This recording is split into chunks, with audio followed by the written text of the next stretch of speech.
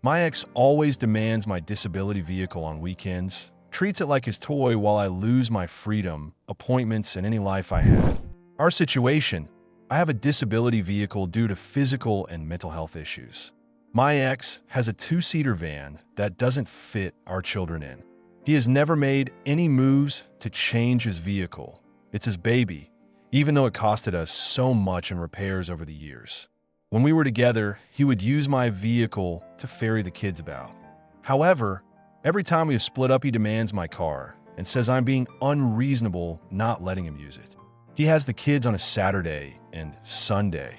Not only does losing my car mean errands are impossible and I lose 2 days of stuff I can do, but I also can't have any life. I have the kids all week, and then when I do get time off, I'm isolated in the house. Of course, I don't want my children walking, etc. They have health issues too. So he manipulates me and guilts me into letting him have it. And due to my autism, I'm easily manipulated. But I'm left with 3 kids, ADHD, and various other health issues. All of the housework, admin, healthcare, etc. I have arthritis and struggle to get around. Am I the asshole not letting him use it? He could have been responsible and got a vehicle that fit the kids in. It's partly why we have split, due to him not taking on any responsibility, showing us no commitment, and leaving me to deal with the mental load of the family and bad health. I have gone over this 1,000 times in my head, and every version ends the same: angry, exhausted, and wondering whether I'm a monster for saying no. So here it is, in one sitting, the mess of it all. I'm going to be blunt because softening it only makes me feel softer for him, and I don't have any strength left for that. When we were together, he treated my car like it belonged to both of us. It didn't feel like charity then, it felt like teamwork. He'd take it for a run to drop the kids at school or pick up medicine.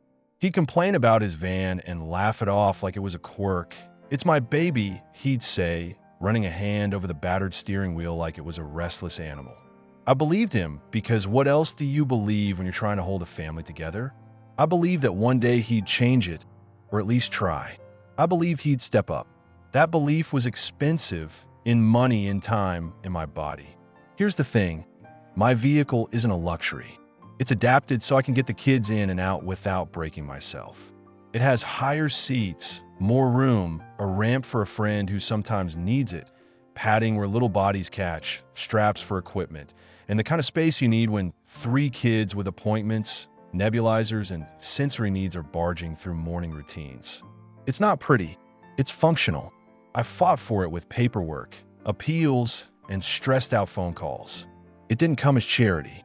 It came because my body is unreliable some days and because the kids need reliable transport. He knows exactly what the car is for. He knew before we had kids. He knew when he loved the car like a person and clung to it instead of admitting he couldn't fit 5 people in comfortably. He knew when he watched me juggle everything and, most times, did very little. Yet he never bought a proper family vehicle. Not because he couldn't, because he wouldn't. He would rather spend money tinkering with the van, swapping parts, painting it, polishing the dent as if polish would make up for actual, practical changes. When we split, the way he asked for the car felt like a script he'd rehearsed. First it was, "Can I just use it this weekend? I've got the kids." Fine. I gave in because I was exhausted and because the kids needed him to see that he could take responsibility. Then it was, "I need it Friday night to Saturday morning because I've got an appointment." Fine. Then it was, "You're being difficult for not letting me have it longer." That's where my gut closed up and my joints started to protest because I knew what was being asked. Not a favor, not a temporary thing, but the erasure of my 2 days of breathing. That's what he doesn't see. I have the kids Monday to Friday. That isn't just a schedule, it's my life. Those weekdays are full of appointments, physiotherapy, school meetings, behavioral plans, and 1,000 little administrative things that take all day and keep me from collapsing into despair. Saturday and Sunday are my chance to go to the dentist, to call social services, to meet a friend, to sleep properly, to buy groceries, to get the kids' clothes organized without someone whining at my elbow. He takes the car on the weekend, and I lose not only mobility, but any chance of existing outside the house. He will call and text, and I will have to juggle getting them tea, calming meltdowns over screen time, and answering his guilt-laced messages. The sleep I try to stack up during his custody days? Gone. The errands that take me 4 days when done alone because of my arthritis? Undone. The small, ordinary freedoms that keep me sane? Gone. He knows this. He manipulates it. He leans on the "we used to share" line like a shield and the "but the kids are with me" guilt like a blade. He says, "I can't take them on trains," or "I'll drop them back early," or "why are you being petty?" He'll send pictures of the kids smiling in his van like he's proving some moral high ground, like they're having the best time ever, implying that my refusal is stealing joy. When I call him out, he becomes worried and crestfallen in a way that makes me pay to soothe him. He flips it, and I end up soothing the man who is taking my freedom. There was one weekend that crystallized everything for me. I had an appointment with an occupational therapist that I'd been chasing for months because I need a new ramp for the house. Getting the ramp sorted would let me carry heavy equipment without destroying my hands. I scheduled on a Saturday because that's the only way I can guarantee someone to watch the kids. 2 days before, he asked if he could use my car for a job interview across town. I told him no because I needed the car to take the lads to the park and to the clinic. I needed to get to my appointment. He blew up. Not an ugly shouting fit, but the cold, precise manipulation he does best. "You always make everything about you," he said. "When will you ever think of anyone else? I deserve this. I have to try for work, but you just hoard the car." "Sorry, what?" I asked because I was so tired of being everything for everyone. "You don't get it," he said. "I've had to borrow money to fix that van. It's been a mess, and you just expect me to be happy driving a piece of garbage. I can't take the kids on trains to school, and who else will take them? You. So just let me use it for this one thing. It was a job interview, right? It could have been real." He'd said job interviews before. He'd said he wanted to work. He'd said he wanted to try for us. But the interview never happened. I found out later through a mutual friend, who was horrified, that he'd taken the weekend off to spend time at a mate's and to paint the van's hubcaps. He'd driven the kids in my car to the seaside, posted pictures, and come back with suntan skin and a grin like nothing had been taken from me. I confronted him. He shrugged and said, "You're making a big deal out of nothing. That's the pattern. Create a narrative where his needs are urgent, make me cave, and then violate trust. He'll wave off the consequences. I'll be careful, I'll bring it back, I'll fill the tank. It's always I, never we. The car is the one thing that exists solely for my ability to function. Taking it is like knifing an organ from me. My autism makes me vulnerable to guilt. I can't read malicious intent if it's wrapped in the kind of hurt he puts on. He will wobble his voice, tell me about how hard things are, and I will lean in to help. I am a fixer by training and by pain. If someone is hurting, I want to bandage it, even if it's bleeding my own skin thin. That's what he takes advantage of. He treats me like a soft place to land, and when I say no, he'll use that landing to say I'm cruel. He calls me unreasonable and says, "Do you even love your kids?" Which feels like a scalpel because of course I love my kids. I would climb broken glass for those 3, and I do. But loving them doesn't mean I'm obliged to surrender every resource that lets me care for them. Physical pain is part of the arithmetic too. My arthritis flares up when I lift the buggy or wrestle a stubborn booster seat into place. There are days when my hand seize up and the kids get sent off to school with mismatched socks because I simply can't tie them. That car makes those days survivable. If I lose it on a weekend, the small rehab schedules I try to keep, hydrotherapy, physio, the one group for parents with disabled kids where for 2 hours I can be in a room and not be the manager of everything. All that goes out the window. My mental health will follow suit. Isolation breeds spirals. When he takes the car, he takes back the little lifelines I have. I remember the first time he demanded the car after a fight. It had been brutal. We both said things we regretted. He stormed out with keys in his hand and slammed the door. He texted within an hour, "You can keep the house, but I want the car this weekend. You're being selfish." At the time, my grip on myself was thin. I told him yes because I didn't want more escalation. He called and whined about how I made him look like an idiot in front of his mates. I ended the call and cried for an hour because I saw how he'd weaponized the car. It wasn't about transport. It was control dressed like logistics. He says he wants the kids to bond with him. He says I'm suffocating them. He talks like that, and people who haven't lived with us buy it because it sounds reasonable. Of course, kids should spend time with their father. Of course, they should have fun. But this isn't about bonding. This is about him removing my stability so I am more available on his terms. It's about him anchoring himself in my life by taking the thing that lets me escape his orbit for 2 days. The car is leverage, and he uses leverage like a craftsman. People say, "Why don't you get a second car?" As if I'd never thought of that. As if the reason is purely financial. Yes, finances are tight. Disability payments, therapy bills, 3 kids on different medication cycles, one of them needing special dietary supplements every month. But it's not just money. It's also my body. Even if I were to go get a smaller, cheaper car, it wouldn't have the adaptations, the space, or the features we need. Driving a smaller car with 3 kids and baggage equals injury for me. I can't risk my hands, my back, or my energy for a piece of metal that won't do the job. There are practical constraints he ignores because he is not the one to carry the consequences. I tried logic once. We sat at a kitchen table that had been a battleground for months. The kettle ticked. I had a list on my phone of all the times I'd given the car, of the appointments I'd missed, of the times his van broke down, and his complaints, and how he never took steps to fix it for good. I told him plain and cold, "You have a van that won't take the kids. You knew this was an issue when the kids were born. You chose to keep the van. You chose not to buy a family car. So you can't expect me to give you what I need to function just because you decide to play at fatherhood for the weekend."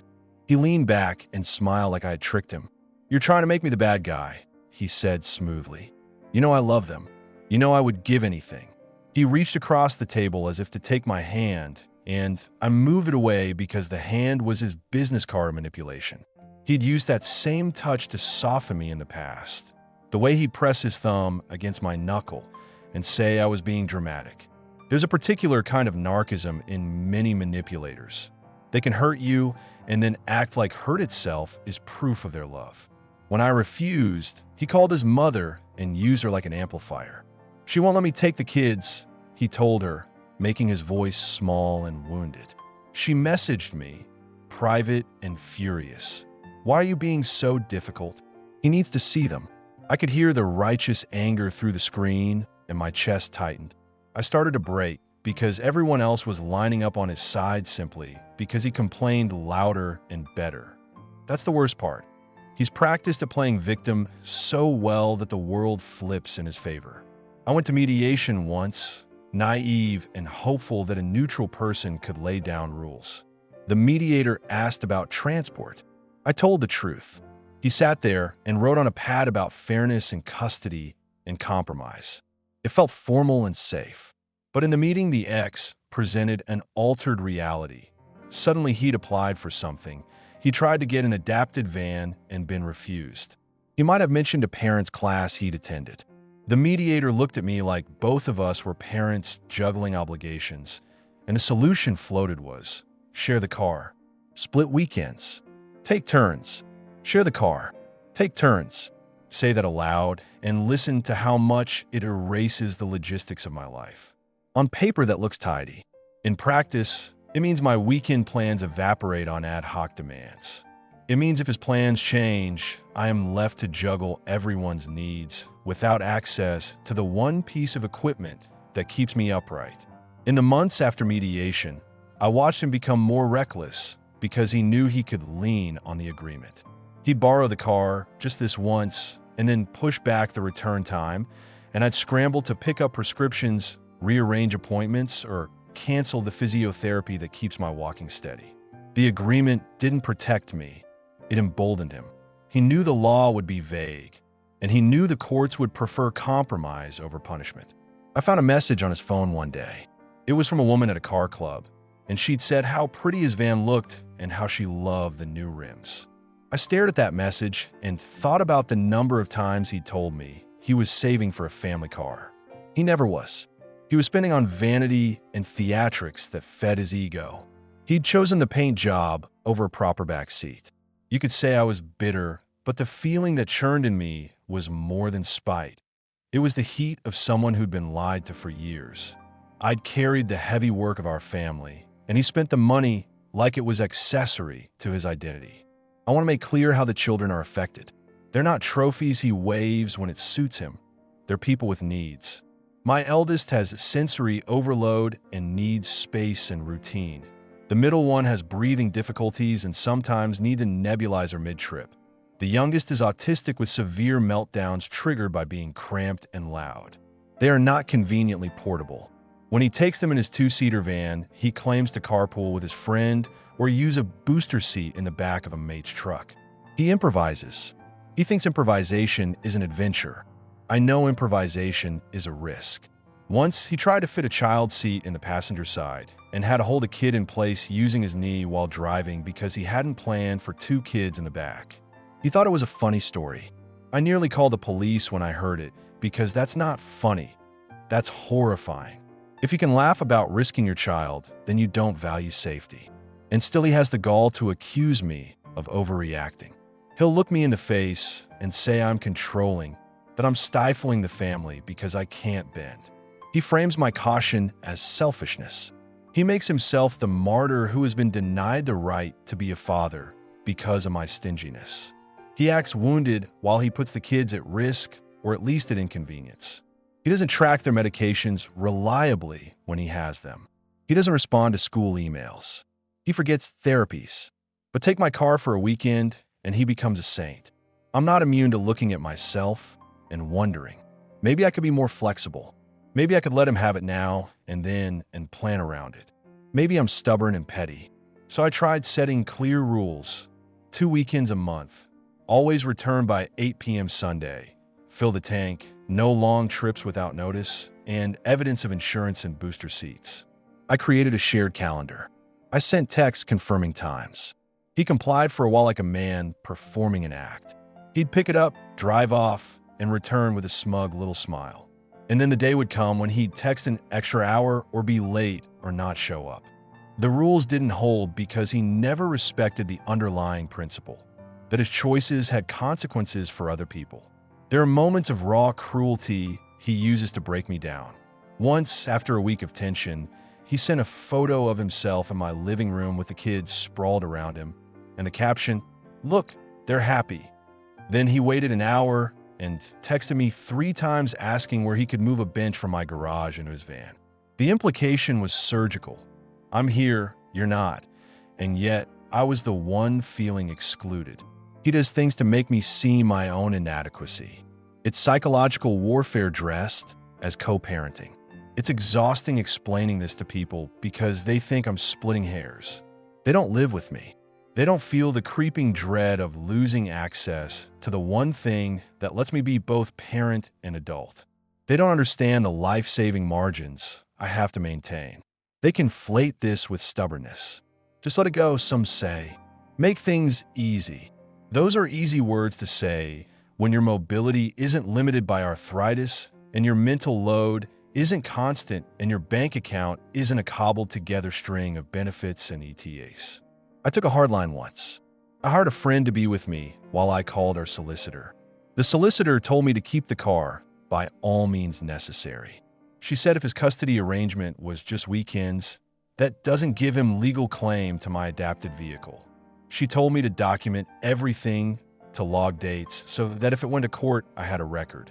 She advised me to change my pickup location rules. He could have the children, but pickup and drop-off had to be at neutral places and not require me to give up my transport. She suggested asking for a specific clause about the adapted vehicle. It felt like armor. I slept better for a week. Then real life intruded. Cash ran thin. My energy cratered. I couldn't be hypervigilant forever. And he kept asking like a leech, always waiting for the moment I'd blink. One day, I left a note in the car. It was childish, yes, but I needed to be loud in a way he couldn't ignore. I wrote, "This vehicle is essential for the children's care. You will not use it without prior agreement. If you take it without consent, I will involve the authorities." I taped it to the dash. He called me furious and said I was humiliating him. "You made it about the car again," he said. "No one else's parents put notes on their vehicles." He tried to shame me for protecting my family. That's the pattern. making me feel embarrassed for enforcing boundaries. I have a support group online of other disabled parents. They're the only people who seem to get the nuances. They nod when I explain about ramps and straps, about how important a certain seat height is for my back. One woman told me to put a sticker on the car that marked it as a disability vehicle. Another told me to print my registration documents and keep them on the dash. People told me about legal precedents where courts have recognized that equipment provided for disability is not communal. That knowledge steadied me. It made me feel less alone. It also made me angrier because while I could argue the law, he could keep pressing until I had to spend energy defending myself that I could have used instead to care for the kids. And then there's the kids' voices. They don't always know the politics of it. My 8-year-old once said, "Mom, why does Daddy always take your car?" As if it were a simple question of preference. I thought about how to answer without splitting their security. Because sometimes Daddy likes driving that car. I said because adults don't need to poison kids with our fights. But he's learning manipulation too. My eldest sometimes echoes his father's phrases, telling me to stop being dramatic when I insist on a booster seat. Kids mimic adults to survive. That terrifies me because it means they're internalizing the excuse-making and the minimizing of safety. When I hold my child while they're sick, oxygen mask on their face, and the car idle, I think about the vans and the hubcaps and the job interviews that weren't.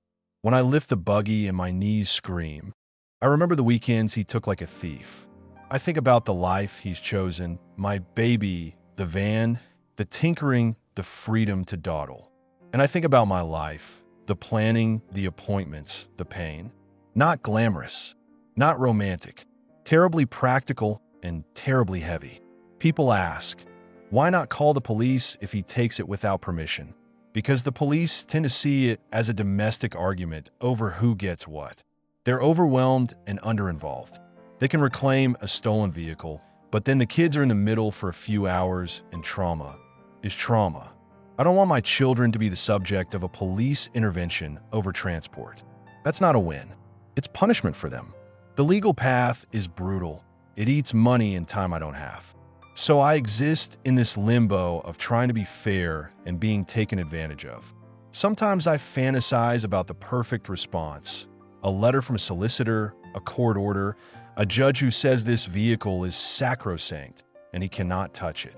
I imagine him reading the ruling and finally understanding boundaries. But fantasy and reality are different beasts.